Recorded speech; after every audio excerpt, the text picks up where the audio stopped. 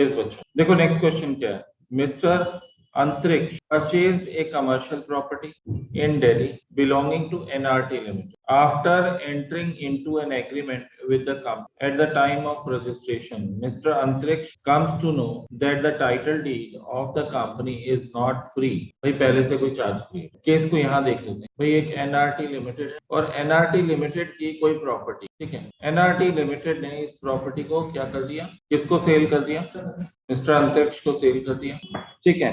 अच्छा, इस प्रॉपर्टी के साथ प्रॉब्लम क्या थी? हाँ जी बच्चों, इस पर पहले से चार्ज क्रिएटेड भी था और रजिस्टर्ड भी था। इस प्रॉपर्टी पर पहले से चार्ज रजिस्टर्ड था इस पर पहले से। अच्छा, मिस्टर अंतरिक्ष ने प्रॉपर्टी की पेमेंट कर दी। अब हुआ क्या, जब मिस्टर अंतरिक्ष ने कहा कि भाई इस प्रॉपर्टी को मेरे नाम पे रजिस्टर करवा दो, कंपनी ने हाथ खड़े कर दिए। कंपनी ने कहा पॉसिबल क्यों, इस प्रॉपर्टी पे ऑलरेडी लीन क्रिएटेड, रिस्ट्रिक्शन है कि भाई ये कंपनी किसी और के नाम पे रजिस्टर नहीं करवा सकती। अब मिस्टर अंतरिक्ष ने किया ऑब्जेक्शन, कहते हैं ऐसे कैसे, मतलब आपने मुझे प्रॉपर्टी बेची, आपने मुझे बताया ही नहीं कि प्रॉपर्टी पे पहले से चार्ज क्रिएटेड है। मिस्टर अंतरिक्ष ने एनआरटी लिमिटेड को कहा भाई जिस प्रॉपर्टी को बेच रहे हो आपको बताना तो चाहिए, आपने इस पर लोन ले रखा है, आपने प्रॉपर्टी मुझे बेच दी, आपने प्रॉपर्टी उसको बेच दी और जिस पर पहले से चार्ज क्रिएटेड है उसने पेमेंट कर दिया, वो कह रहा है मेरे नाम पे रजिस्टर कराओ, कंपनी रजिस्टर नहीं करवा पा रही, तो क्या सॉल्यूशन है? सॉल्यूशन क्या है भाई, मिस्टर अंतरिक्ष को कोई रेमेडी मिलेगी या इन्हें अंतरिक्ष में भेज दे? क्या होगा बच्चों, कोई रेमेडी मिलेगी मिस्टर अंतरिक्ष? भाई यहाँ पर डीम्ड नोटिस माना जाए, डीम्ड नोटिस, आप कंस्ट्रक्टिव नोटिस भी कह सकते, हम लोग कंस्ट्रक्टिव नोटिस भी लिख, ठीक है ना, कि भाई ऑब्जेक्शन, देखो कंपनी का पॉइंट यहाँ पर वैलिड होगा, भाई कंपनी कह रही है हम रजिस्टर नहीं कर सकते, ऑलरेडी रजिस्टर्ड है, आपको तो नॉलेज होनी चाहिए, ठीक है। तो मिस्टर अंतरिक्ष को डीम्ड नोटिस माना जाएगा, ये माना जाएगा कि उन्हें पहले से पता है कि प्रॉपर्टी पे चार्ज क्रिएटेड है, ठीक है ना, क्योंकि लॉ में ऐसे प्रोविजन दिए हुए हैं कि कोई भी पर्सन अगर कंपनी से कोई भी प्रॉपर्टी या एसेट खरीद रहा है तो उसे पहले ऑनलाइन खुद वेरीफाई करना है कि उस प्रॉपर्टी पर पहले से कोई चार्ज क्रिएटेड तो नहीं है। और ये ड्यूटी किसकी है? जो परचेज कर रहा है उसकी ड्यूटी है ना, जो उस प्रॉपर्टी को एक्वायर कर रहा है उसकी ड्यूटी, ठीक है। तो कंपनी ने इन्फॉर्म नहीं किया या कंपनी ने किया, वो मैटर नहीं करता, जिस दिन से चार्ज रजिस्टर हो गया उस दिन से पब्लिक को उसका नोटिस माना जाएगा, ये माना जाएगा क्योंकि पब्लिक की नॉलेज में है। अब कोई भी पर्सन जो कंपनी से डील कर रहा है उस प्रॉपर्टी से रिलेटेड, तो भाई उसको उसे चेक करना होगा। तो यहाँ पर देखो यही दिया हुआ है, notice of the charge from the date of registration. Any person, देखो क्या लिखा है, any person acquiring such property asset undertaking or part thereof any share or interest therein shall be deemed to have notice of the charge from the date of such registration. Registration की date से उसे notice, उसे knowledge information मानी जाएगी। Thus, Section 80 clarifies that if any person acquires a property, assets or undertaking in respect of which a charge is already registered, भाई कोई person ऐसी property खरीद रहा है जिस पर पहले से चार्ज रजिस्टर्ड है, it would be deemed that he has complete knowledge,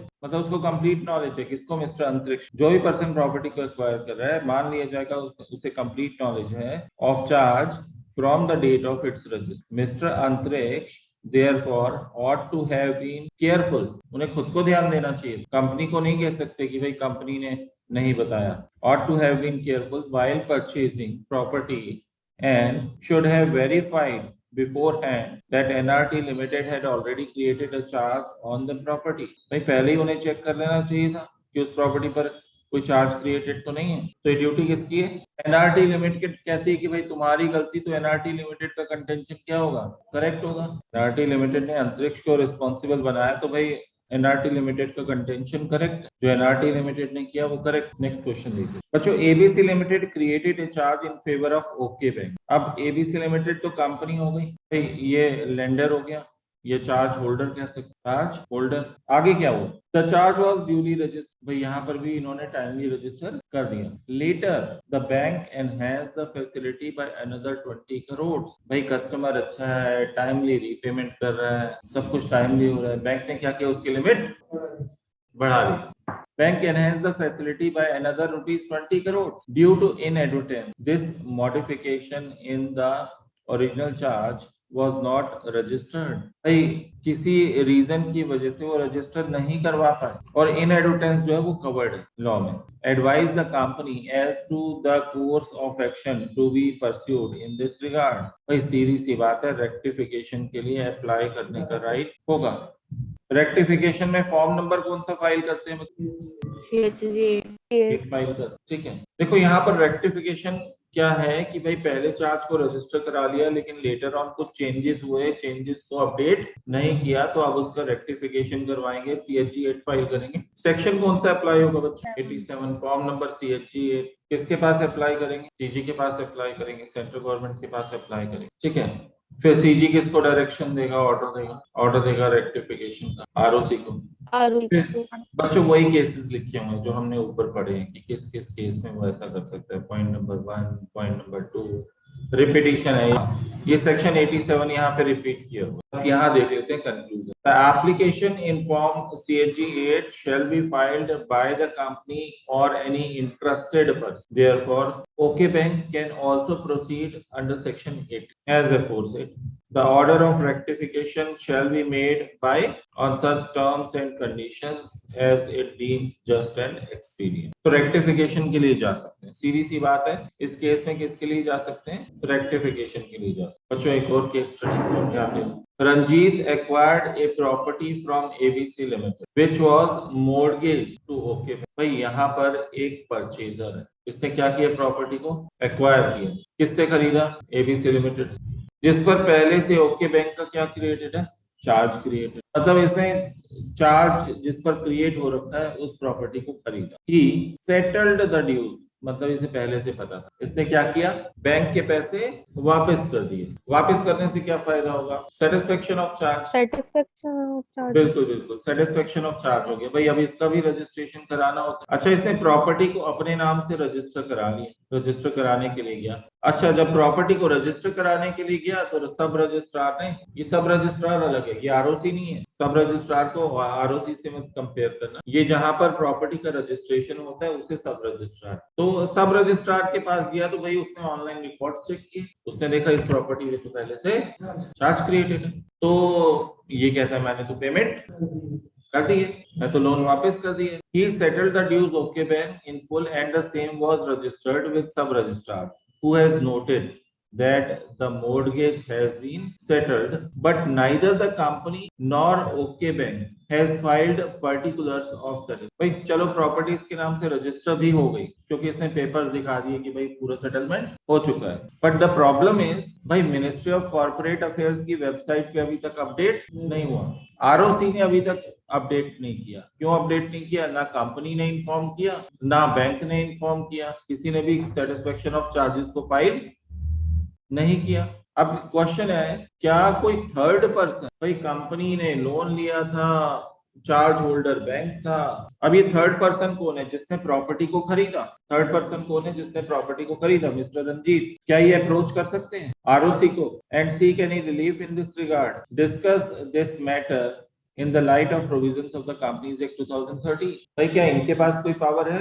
इसका सॉल्यूशन सेक्शन 83 में। थर्ड पर्सन के लिए सॉल्यूशन किसमें? 83 में। मतलब अगर कंपनी या फिर लेंडर, इन दोनों के अलावा किसी थर्ड पर्सन के साथ ऐसी सिचुएशन आती है तो सेक्शन 83 में सॉल्यूशन है। क्या लिखा है solution? Section 83 of the act of 2013 empowers the ROC to make entries with respect to the satisfaction and release of charge even if no intimation has been received by him from the company। भाई company ने satisfaction of charge के अगर form file नहीं भी किया तो यहाँ पर क्या है, कंपनी ने अगर सेटिस्फेक्शन ऑफ चार्ज को रजिस्टर नहीं भी किया तो क्या लिखा है?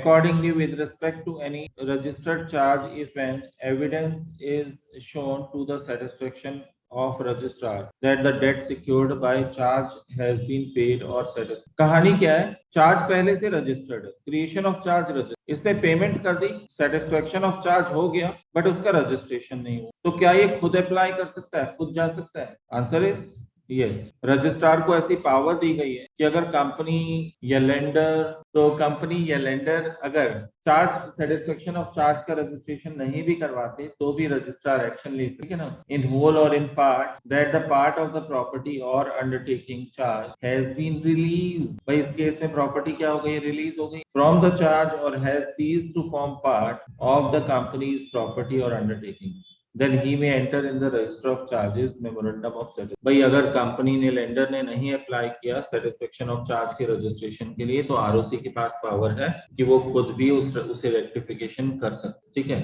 तो वो खुद भी उसमें चेंजेस या खुद भी उसे रजिस्टर कर सकते हैं। किसके पास पावर है, सेटिस्फेक्शन को रजिस्टर करेगा, कौन करेगा, आरओसी। आगे देखते हैं, इंफॉर्मेशन टू इफेक्टेड पार्टी। अब रजिस्ट्रार ने सेटिस्फेक्शन ऑफ चार्ज को रजिस्टर किया, the registrar shall inform the affected party within 30 days, charge holder को इन्फॉर्म करेगा, कंपनी को इन्फॉर्म करेगा of making the entry in the register of charges. इसके बाद रजिस्ट्रार क्या इशू करेगा, सर्टिफिकेट, CHG 5 इशू करते हैं, CHG 5 में सर्टिफिकेट इशू होता है। सर्टिफिकेट किसका इशू होता है, सेटिस्फेक्शन ऑफ चार्ज का सर्टिफिकेट CHG 5 में इशू, डन, ये भी ठीक है। तो अब रंजीत के लिए क्या सॉल्यूशन, आरओसी के पास जा सकता है और वहां पर अप्लाई करेगा। भाई आरओसी के पास पावर है कि अगर कंपनी ने, लेंडर ने सेटिस्फेक्शन ऑफ चार्ज को रजिस्टर नहीं किया तो आरओसी रजिस्टर करेगा, आरओसी फिर इफेक्टेड पार्टीज को विद इन 30 डेज इन्फॉर्म करेगा, फिर उनका कोई ऑब्जेक्शन वगैरह कुछ नहीं आता तो फिर फॉर्म नंबर CHG 5 में certificate of registration of satisfaction of charge का